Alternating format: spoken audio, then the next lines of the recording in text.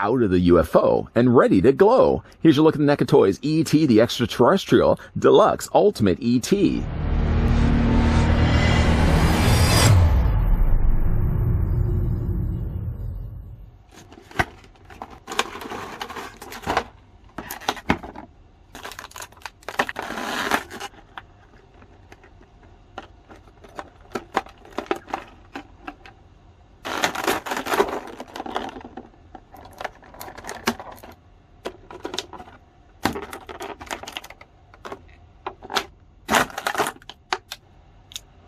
Bring the magic and excitement of E.T. the Extra-Terrestrial into your world. As your friendship with E.T. grows, relive all of his earthly encounters, or look to the stars and create your own unforgettable interactive adventures. With E.T., the possibilities are endless. Just before we set our sights to the stars, I'd like to thank the folks over at NECA Toys that did provide this sample of the ultimate E.T. that we could have a look at in this video. We're also going to be doing comparisons with the other two E.T.s we've just looked at lately. But in the meantime, though, let's grab the tape measure just to see how tall ultimate E.T. stands. Taking it right to the very top of the figure's head, you're looking at the figure being 4 inches in height, or 10 centimeters tall. As for those other E.T.s, here's what the figure looks like next to the ultimate dress-up E.T. You'll see with the Ultimate E.T. that he's already using a longer neck. This one actually doesn't have a shorter neck configuration, but with the other two that we've already had a look at, you easily can just swap those out. I'll show you guys more of that in a moment. And here's also what he looks like next to Telepathic E.T. Speaking of the shorter neck, the E.T. that we're about to have a look at and the Telepathic E.T. seem to be sharing a lot of the same molds with one another. What I do like about this figure is that E.T. not only has a glowing chest, but the figure also comes included with the component pieces to build his telecommunication device that he's trying to reach out to his friends in space. The communication device actually consists of 2 parts. When you get it out of the tray, in fact, the umbrella is a separate piece. What I do like about the umbrella is while it does look like it's actually been molded here in silver plastic, NECA, though, still took the time to actually paint the outer end of it. Now, when you're looking at it, when you're going to be displaying it, it's going to be face down. So you really wouldn't even necessarily need to have this painted, or they could have easily just painted the edges of it, because you really would only be looking at that part of it. I do appreciate the fact that they spent just as much time to paint the outside of the umbrella as they did to detail the inside, which, as you can see, does have some really nice metallic detailing done to it. Now, there's a hole right at the top here, and the hole goes all the way down to the bottom. That's for the next parts, actually, and the more elaborate of the pieces, he comes with the rod, and the rod actually will sit inside that hole, but the rod itself, as you can see, is made up of tiny little component pieces. You may be able to make out there's a coffee can, there's also a little funnel, then it's actually connected by 2 wires. One of the wires, in fact, actually is just a separate, like it's just a loose wire. It was just dangling separately. But the main wire runs from the end of this to the back of the record player, and also to the little hanger there on the top. The inside of the record doesn't open and close for obvious reasons. It's molded like this, but inside you've got yourself a clothing hanger. You've got yourself like a little fork, for example. And instead of actually the turntable, they've swapped it out for a buzzsaw blade, like it did in the movie. And then the other end of that's connected from this part, the part that spins, although this doesn't actually spin. This connects then onto this. Now, of course, that's the Speak and Spell, that we've looked at in an earlier review, although it's not quite the same Speak and Spell. I'll show you guys more in a moment. And then from there, the back of it completely has been removed. You can still see the motherboard, the circuitry on the inside of the Speak and Spell. And then there's a wire from that goes not only to a battery, but then also goes to a walkie-talkie. It's a very elaborate looking accessory piece. Now, just to quickly show you before I attach the 2 things together, the Speak and Spell that came included with this E.T., the Telepathic E.T., notably is a lot bigger. It is a lot bigger than the one we actually get for this. Now, I can understand. They obviously wouldn't have necessarily needed to make it the same size. Obviously, too, it makes up a sum of its parts. Like, it has multiple things that are going together. I don't expect necessarily for the Speak and Spell to be of the same size. But obviously, this one here for the Telepathic E.T. is quite a bit bigger and a lot heavier there as well. To then, though, take the other 2 parts, or I'll take the 2 parts, put them together, you're going to take the post part, which seems actually like it's real metal. Everything else on this appears to be plastic, but the post itself is metal. You're going to take the post and feed it through first the hole that's on the top, and then if you're successful and goes all the way through, it connects then to the hose that's on the bottom, or the hole that's on the bottom. You could technically have it displayed like this, but the real reason of having it set up like this is so that you can lay it down like a functioning satellite dish. Just going to move over ET. bring over the flowers as well, just so we can free up a little bit of space so you can see what that looks like.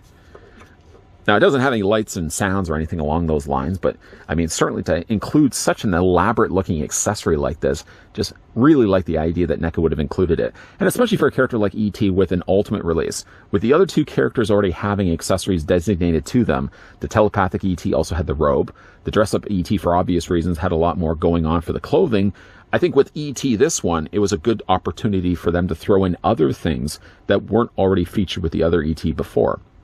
So I'm going to move that over, hoping not to bend the wires at all.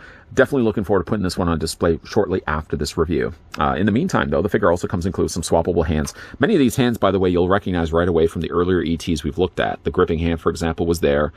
This hand, the cupping hand, which initially I was using for E.T., the telepathic E.T., to be pressing the buttons on the speak and spell. This was also good for holding the flower pot for the dress-up E.T., which I actually did in that review. And then there's also the glowing finger E.T. No better of a hand than I feel this one is to go along with this E.T. By the way, just to swap out the hands. He has right now just some relaxed hands, but we'll fix that quickly. We'll remedy that problem. Just go ahead and just remove the hand from the sockets of the forearm. In this case, I'm only going to just remove the one. And I'm going to replace it with the glowing finger. Now, I believe the dress-up ET started in the packaging with the glowing finger. It hasn't left that way, though. In fact, I ended up just using, well, this was the regular ET, the one that we looked at before, not the reissue. But I ended up just using the one that actually has him holding the flower pot. This ET, though, on the other hand, literally on the other hand, I'm going to have him with the glowing finger. It feels right. It does mean, however, though, he's not going to be able to hold the next accessory. He comes included with the flowers. I didn't want to also bring in the flowers that came included with the other dress-up ET, so you just see the difference between the two. What it started before, what it is now. A little bit of life got brought back to that flower. And you can really see like the starting points where all the parts that were sort of an off yellow color and an off sort of reddish pink color have now bloomed and they're alive again. They're healthy, soaking up the sun. The pots themselves, by the way, they seem to be similar. One almost kind of looks like it's a little bit bigger. Doesn't this one look a little bit bigger? But I think it's probably the same mold. I can't see why they would have used a brand new molded pot. Simply just, not that these would remove, but I'm sure they could probably easily just use the same pot and sculpted the different plants, different flowers inside of it instead. And then that's pretty much all of E.T.'s accessories, with really the majority being dedicated to the intercommunication device that he has come included with him. Let's get now a closer look at the figure. Now, one thing I did do in preparation for this review is I did remove the obstruction plastic piece. On the back, you'll see there's a battery compartment. And when you get this figure out of the packaging, I'm just going to demonstrate by putting the tab back in. When you put the tab all the way in, now it's a little harder to do it, it obstructs it, prevents this button from turning on and not draining the batteries, obviously. When you take him out, if he doesn't turn on right away, well, you'll know right away because when you go and flip the figure around, that's where the button is right below the battery compartment. You'll know right away if the tab's there or not. Just remove that, and then you can go ahead and press the button here on the back. It's actually just above his bottom. And we're going to go ahead and press the button. And when it does press, you may already be able to see, especially if I tilt it to the light, the outlined area here for his chest. That's the part that's going to be light up. It's actually just a little more of a thinner piece of plastic that they put over top of a light source. It's pretty well blended, though. I mean, far enough away, you don't even notice it's there. Yeah, I could tell you exactly where it is, and you would start looking at it from there, but if I wasn't to tell you, if I wasn't to allude that there was even a light source on there, you'd be none the wiser. Just to bring back in telepathic ET so you can see, like, the bodies appear to be the same, other than the fact they would have hollowed out the cavity of his sternum in order to fit then the battery compartment. To turn this on, by the way, just again, press the button on the front, on the back, and you can see it illuminates pretty brightly, in fact. And then you can see how thin really that plastic is by allowing the light to shine as brightly as it does through. It looks like it's probably using a red LED and not simply just red plastic. Although really, they could have painted over red plastic as well. Not really even sure. Like maybe that could have been even red translucent plastic, and then they just painted the paint over top of it instead of using a red light bulb. That might have been what they ended up doing, because if you look at it from certain angles, it does look, in fact, like there was actually translucent red plastic and not actually clear plastic. Either way, to turn it off, though, the thing that'll be most important to remember, just press that and it simply just turns it off. It turns it on, turns it on, turns it off. Long term, I don't know if I probably will keep the batteries in ET. I mean, button cell batteries don't leak as much as like your regular AAAs, AA's, for example. But anything that has a battery compartment to this, I usually then remove it after the review, because I'm not one that ever goes back to my figures on my shelf and say, oh, I wonder what ET, does he still glow, and then turn the button on. I just don't want the batteries to leak, so I'll likely take them back out just before after this review is finished recording. As certainly it goes for the rest of the body. The body is going to be exactly the same, technically as, again, telepathic ET. I'm bringing him in because the other one would have had the dress. But the bodies are the same. The arms essentially are the same, other than the fact that the robe has the sleeve over top of it, and the feet also to be identical as well with one another. One thing that's different, though, about this ET is obviously that this one has the longer neck. If we bring that interchangeable head that we got included with the dress-up ET, for example, it looks to be identical. In fact, just to remove the head, move it from the neck here, just to display the two. No, actually, in fact, it's a little bit longer. It did look a little bit longer, didn't it? So there is technically that option available as well. Between the three ETs, you have varying degrees of length for neck. You can have the shortest neck that came included with telepathic ET. You can have then the longest neck that came included with the dress-up ET, or you can kind of meet in the middle and have the medium-sized neck that comes included with this figure. But again, just to show you, you can take the longer neck for ET and just plug it into place, and now he's got a longer neck. I don't know how long of a neck I really want to have for the Ultimate ET. I mean, really, the length of the neck that they included with the existing figure, I think is fine. I think that's just the right length I would really need anyways. Just to show you, though, that it is possible. Popping that back onto the ball joint. And getting a quicker look at the face sculpt. Now, again, it's not that much different, really, from the other ETs we've looked at. This was the one that came included with the dress-up ET. Pretty much the same face, the same coloring in the eyes. Doesn't really look like one is that much different from the other. You know, I would have liked at some point that they could have included a swappable head that maybe had like the screaming ET, like when he's shocked or scared. That would have been nice to see as well. Like, as it certainly goes right now, like, it's a pretty stock ET head sculpt, which is not a bad thing at all. Different expressions certainly would have been appreciated as well. For the articulation here on Ultimate ET, the head is on an independent ball joint, so it moves up and down. It's a little harder, of course, to rotate the head back and forth. That's where I notice it gets a little on the tighter side. But the head can look down, it can look up, and you can also rock it back and forth. But then, of course, he does have a ball joint just right where it attaches to the neck that allows much more of a reach for the head to look down, to look up, and also to back and forth. Shoulders are also the exact same as the other earlier looked at ETs, so there's a pin and socket joint, so it allows the arms to hinge out. Which is safe to say, what, 90 degrees? Maybe a little less than 90 degrees. The sizing of the shoulder, of course, will dictate how much more of a reach there is. The shoulders are pretty round, so of course, you're not going to get quite the 90, but it's pretty close. Arms do rotate all the way around. Now, this ET only, again, has the single hinge on the elbow, but that's more than enough to allow the form to rotate back and forth so he can drive a car.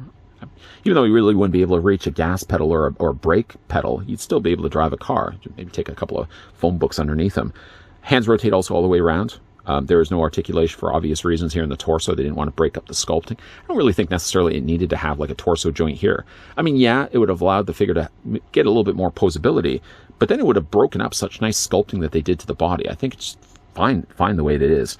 Then the figure finally does have ball joints in his feet, so you can move him up and down and back and forth.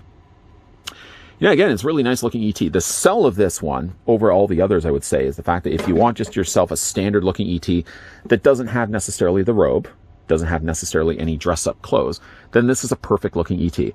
But they did also one better. It's not just an ET on his own that has a light up chest. They also happen to have included the telecommunication device that he also crafts. I think that's also a really nice accessory. Not one we've seen certainly in the earlier looked at ETs. But I'm glad to see that they included it here with Ultimate ET. One last time here. Here's the other ETs. Bringing in the dress-up ET, bringing back in the telepathic ET. Yeah, nice collection of ET figures from the folks over at NECA Toys. I think my favorite just by default is this one in the middle, because again, it doesn't have the bells and the whistles, and it does also have a light-up chest. You can't beat that. I don't really even feel like I'm biased simply just because this ET happens to have a light-up chest. Sure, it's a nice selling point to put on the packaging, but the fact that this ET has just a standard-looking body and standard-looking design, and he comes with the elaborate telecommunication device, I think that was really more than enough on NECA's part to release this figure without even a battery compartment. I'm appreciative, of course, that the battery compartment is there, and certainly appreciate the fact that the chest does light up, but I think for all the other things that get thrown along with this figure, it was fine just to release this figure with the light-up functions removed. That being said, though, I do kind of think it's fun to press the button on the back. It's kind of around ET's behind. Either way, though, it's nice to press the button on the back and have him illuminate. I might just leave him on the shelf, even though I stated like worrying about the batteries leaking. That's something to worry about down the road. I honestly will find myself going up to the shelf periodically, pressing on the back of, well, ET's behind, and lighting up his stomach. Well, it's kind of more his sternum, but it's around that same area. What do you guys think, though, of E.T., specifically Ultimate E.T.? He doesn't really have anything going along with him. I guess they could have called him Phone Home E.T. That would have been a nice thing to have him listed on the packaging as being. But he's basically just Ultimate E.T. What do you guys think of the figure? And really, of the three figures that we've looked at, Telepathic E.T., Regular E.T. in this review, and Dress-Up E.T., which one would you say is your favorite? Let me know down below in the comment section. And once again, a big thank you to the folks over at NECA Toys that did provide the sample of Ultimate E.T. phoning home. He didn't come in actually include with Reese's Pieces. That would have been actually a nice little touch. Either way, he gets enough. He gets enough stuff. But what do you guys think of the figure? Let me know down below in the comments section. And if you enjoyed this video, hit with a like. If you're loving the content you see and certainly do want to stick around for more, then hit the ever crucial subscribe button down below and the equally crucial bell notification so you're going to get reminders every single time a new video pops up. Speaking also as well, if you don't mind me shamelessly plugging a playlist, popping up also at the very end of this video will be a NECA playlist of all the things I've been looking at for the company over the years with all future reviews showing up there as well. As always, guys, thanks for watching. See you guys next time.